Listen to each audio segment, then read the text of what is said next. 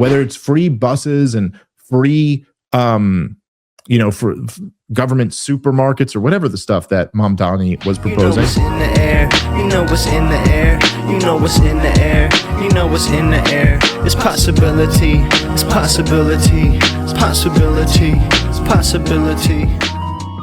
All right, so Dave Smith did an episode of his podcast where he was talking about the recent DSA wins in New York.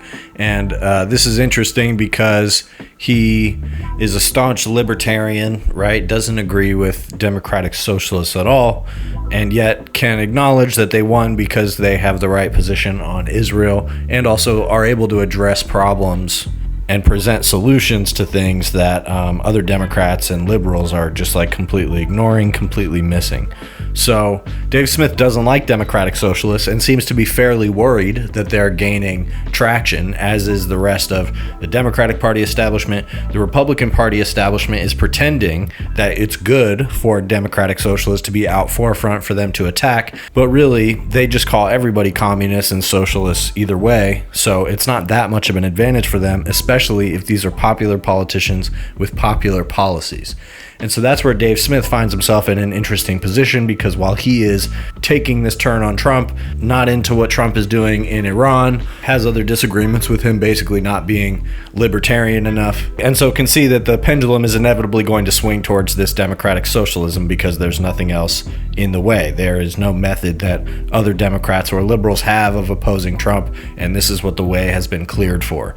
But his warped perception of people in this kind of moderate DSA type of movement, and I would describe it as pretty moderate, his warped perception of that, as well as, the policies that they have, what they would do, and what are the kind of policies that are in the broad interest of everybody in the country, that's where he starts to break from reality. Dave Smith has been sounding like he makes a lot of sense lately because he's criticizing Trump, but when it gets down to how he thinks the economy should be run, that's where he starts to break from reality a little bit. So here's his passing thoughts on the Democratic Socialist wins in New York and the current state of leadership in the movement. In a weird way, by the way, two things that are kind of noticeable about last night is that it is Mamdani who's emerging as the kind of de facto leader of this movement, not AOC, not Bernie Sanders. AOC and Bernie Sanders are strangely absent leading this movement that almost seems to rightfully be theirs. And I think part of that is because they've both been kind of exposed as the frauds that they are.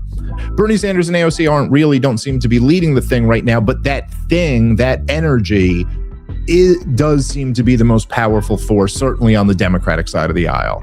And part of that is because, well, none of their issues and concerns were ever really addressed. Everything that Bernie Sanders talked about is still relevant to American voters. And they, it's really kind of a 1-2 punch in a way. First off, the Democratic establishment that cheated them out of the primary in 2016 and in 2020, the Democratic establishment that insisted that they get in line behind Joe Biden, then went and humiliated itself in the most, the grandest way imaginable, with Joe Biden collapsing on the job, throwing Kamala Harris in the last minute. And so the liberal establishment that had opposed this, let's call it a left-wing insurgency, discredited itself tremendously. And frankly, the people holding it together are just kind of old. And, it's Nancy Pelosi and Chuck Schumer. These guys are 90. It's fun. And they just went through this Biden debacle, and ultimately they got Trump elected for the second time. The Democratic establishment has failed at what their clear number one priority was, which was to defeat Donald Trump. In the conception of the average Bernie Sanders fan, they view it that Bernie Sanders is some huge threat to power. We live in this capitalist system, and he's this democratic socialist who wants to take power from the evil billionaire class and give it back to the people. And also, everyone kind of likes him.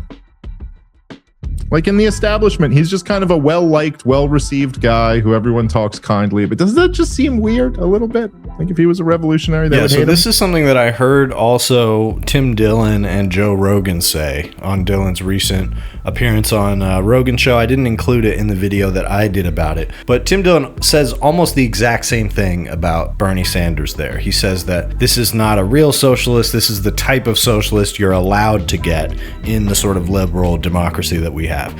So that is true. And that is what a lot of socialists would actually say. And actually, that's the very concept of the democratic socialists, is that these are socialists willing to work within the Democratic Party rather than being a separate socialist party or some kind of vanguard party that's aiming at, agitation for revolution. So a lot of people who are further left than Bernie Sanders, AOC, or Zohran Mamdani, that's their issue with DSA, is that this is fundamentally a party not just working on electoralism, but working on electing Democrats. That's a problem for some people. But that's where this narrative about these people being too far left starts to fall apart. And there's some tweets from some people, that's what they like to point to, is these little scraps of things that people have said throughout their life on social media or sometimes in op-eds that make them look really radical. But a lot of times, even upon examination, these quotes aren't really that bad, saying fuck Kamala Harris. I mean, who gives a fuck? That was supposed to tank her in this Democratic primary, and it didn't. I'm talking about Chevalier. This was somebody who got the endorsement from Zohran, a DSA member. I'll play some clips of her in a second. But the truth is, these guys who are starting to turn on Trump, changing their tune a little bit, wanting to move on to the next thing, they're going to have to recognize that, like, the Democratic Socialist is kind of all that's there. There's nothing else that's going to emerge on the right that isn't the same as Trumpism. And regardless, I think we all kind of know that whatever the next project is on the right, it's not going to be as successful as Trumpism, because a huge part of that success is the personality of Trump. It doesn't matter how strong of a candidate or orator comes next, they're not going to be the same as Trump, and that's going to present a problem for them. They're going to have to present a more normal style of politics, something that makes more sense. And on the Republican side, that's going to be the type of austerity that Dave Smith likes, but not the type of austerity that people want to hear from a politician that they're going to elect, somebody that's promising to solve problems. And so the worst possible case scenario for them is for the project of Zohran Mamdani and these other democratic socialists that are being elected to be successful. For the impression to grow that you can elect people into the government that will actually do things, will deliver on things, and making things more affordable, freezing the rent in New York. These are not things that are going to automatically ruin the economy, which is what we're told by people who tend to have a lot of money. And so that's really where Dave Smith's argument ultimately goes, and that's why he is going to default to whoever the right-wing candidate is. That's how these guys convince themselves that Donald Trump is the lesser of two evils somehow. And so by that logic, he's still the lesser of two evils to them. Whether it's Kamala Harris or some democratic socialist, they can't even stomach the idea of a politician who supports basic welfare programs, expanding Medicare, or just not kicking people off Medicare. If Dave Smith had it his way, he would kick everybody off Medicare and have no programs like that. That's the actual type of libertarianism that he's into. And the more he talks about that, the more I think it becomes clear that, he doesn't have the average person's interest in mind, really. So here's a little bit more of him talking about what upsets him or scares him about democratic socialists. There's, all of this stuff, right? All of the kind of economic prescriptions that the answer to unaffordability is that the government should be doing more. The government should be having, whether it's free buses and free, for government supermarkets or whatever the stuff that Mamdani was proposing, or if it's the broader universal health care, increased minimum wage, all of these proposals, all of them just make us poorer. All it does is make people poor. It's all nonsense government interventions, attempts at price controls. It's all using coercive measures to throw off the pricing mechanism. They distort genuine markets where people are trading voluntarily. This is the cornerstone of libertarianism, or certainly particularly of my brand of libertarianism, is like this understanding of what economics really is, and the idea that economics is human action. What pricing is, that a pricing mechanism gives you information about a vast amount of different people's preferences and desires and abilities and availability of materials and resources and labor needs. We get a lot of information from prices. This is what makes all of us richer. We trade with each other. This is how we grow economically. All these government policies are going to hurt it. And you could meaningfully oppose a lot of these government policies if you had a leg to stand on. But when you're supporting a government that spends $7 trillion a year already, you know, good luck. You got to argue that it's such a great deal for us to give Iran or Ukraine or Israel or anyone money because they spend it with our weapons companies. And so the money comes back into America. Okay, you're already a socialist, dude. If you're saying that helps the economy and creates jobs, you're already a socialist as much as Mamdani is. So what are you now? You don't get to go like, oh no, he's a socialist. You're a socialist too. You're just a socialist for war. And he's a socialist for fucking buses. All right, so this is where you can see his fundamental disconnect with democratic socialists. The idea that price controls don't work at all, doing any type of free programs, anything like that, any type of government intervention is bad for people. So this is where right-wing populism ultimately goes. You can either go towards full-on no government libertarianism, or you go to this sort of like neocon, you know, spending a bunch of money in the government, but it's all towards surveillance and detention and wars abroad, things that nobody likes. And yet Republicans seem to spend money on these things over and over again. Democrats too, but Republicans really start these excursions that cause years-long spreads of tax dollars going into companies and all kinds of weird interests in the Middle East and back and forth. And that's the kind of thing that Dave Smith does criticize. He criticizes that about the Iran war, but as I always say about these guys, they don't point to capitalism as a problem. And even Dave Smith, he's saying here that if he had it his way, every aspect of your life and your ability to afford it, your ability to interact with that, would be based on the free market and the same type of things that lead to the endless scams that we all experience in average everyday life, whether it's like, you know, your phone number getting sold to 1 billion entities without your permission, or your line of credit being predatory, or whatever it is. All these things are set up in a way so that it disadvantages you and it advantages the large conglomerates. And the problem with libertarians is they really see no issue with that. And if they do see an issue with it, they have no solution for it. That's why Donald Trump gets into power, and all he's doing is just allowing these mergers to stack up. He's allowing people like Elon Musk to pretend they're trillionaires so that he can run off with the money and rug pull people. Rug pull after rug pull. The president of the United States pulled a fucking crypto rug pull, made billions of dollars going to who knows where. And we're barely even talking about it. So this is unfettered capitalism. To the extent that we've ever gotten it, we're getting it. And libertarians will say, oh, this is crony capitalism, etc. But this is what happens when the government is not regulating things, but rather just allowing the capitalists to do what they want with their money. And it flows through the government, and that's what cripples the government's ability to stop capitalists from doing anything. And what democratic socialists want is to say there are certain things in your life that you need that should not be up to the biggest conglomerates that have the most power to decide how much you pay for that. And Dave Smith is trying to convince you that the prices you pay for oil, the prices you pay for groceries, all these things are organic. And even if the government is intervening and that is causing the price to go up, that is only as a result of the companies deciding to raise the prices because they're being forced to by the government. It's not because these companies are gouging because they want to make more money, even though he will admit that the profit incentive is the reason that you set up this whole economy the way that you do in the first place. The profit incentive is the number one thing that motivates people to keep shit in order. And yet when it comes to the enormous amounts of money that are being ripped off in the insurance industry, the healthcare industry, the military industrial complex, profit isn't what is motivating that, but rather some kind of cronyism.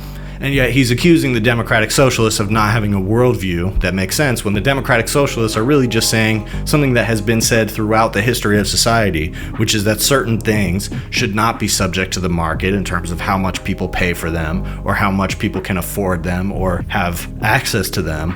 And while it's true that it's not always easy to implement that, I personally believe that a simple structure of offering something as a basic universal right to people, i.e. healthcare, is the easiest way to get there and the easiest way to ensure that government money is spent in the best way. Because I don't want money to be dumped into government bureaucracy either. But I do want tax dollars going towards delivering services to people at an affordable price, not going to profiting some weapons company or something like that, which is where the money ends up going when you vote for right-wing candidates. So anyway, here is Daria Liza Chevalier talking on MS Now just after her win. This is one of the main candidates. This is one of the most prominent candidates that was endorsed by Zohran in this recent run in New York City and won, which means she hasn't won the general election yet, but she basically has. She almost certainly, along with her other DSA colleagues, will be in Congress. So here is an example of the kind of things candidates like her are saying, as well as how she is responding to these accusations from the president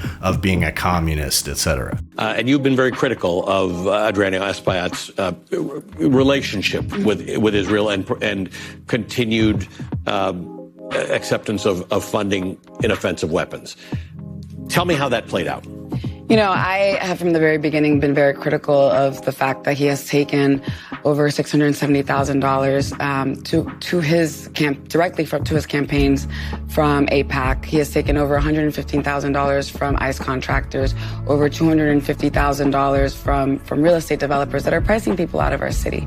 To me, at the heart of this is the way that money is a form of accountability and to whom that accountability is to. So the fact that he was taking money from these institutions, from these right-wing lobbies, which is what AIPAC is, it's a right-wing lobby that backs Republicans and Donald Trump, and then also backs Democrats who purport to be progressive while voting time and time again in the interests of institutions like AIPAC. And so I was highly critical of that because I see the impact of that on my community every single day. When you have someone who's taking money from the real estate developers that are pricing us out, and it's no wonder then that in a district that is the second poorest congressional district in the state and by some measures the country, that it is so deeply unaffordable for folks when the rent rises to the average of $4,000 for a two-bedroom in Harlem or Washington Heights. Donald Trump talked about communists being elected last night. There were 3 of you in the congressional races, and there were 5 people who Zohran Mamdani supported in state races. All 8 of you won. How do you avoid becoming the ad for Republicans? We've watched Zohran Mamdani, and he's managed it very well. We've watched Alexandria Ocasio-Cortez, who has managed it very well. She's become a sort of a very policy-centered person. I don't think she's changed any of her views. How do you navigate this road? Because now you are a member of the Democratic delegation. You will be a member of the Democratic delegation, and you're going to appear in all sorts of people's ads. All sorts of Republicans' ads to say, this is what you're going to get if you vote for the Democrats, a communist. You know, I think that framing is one that I've been very proud to be able to say I don't respond to. One in which I have been very intentional to say I won't be reactive.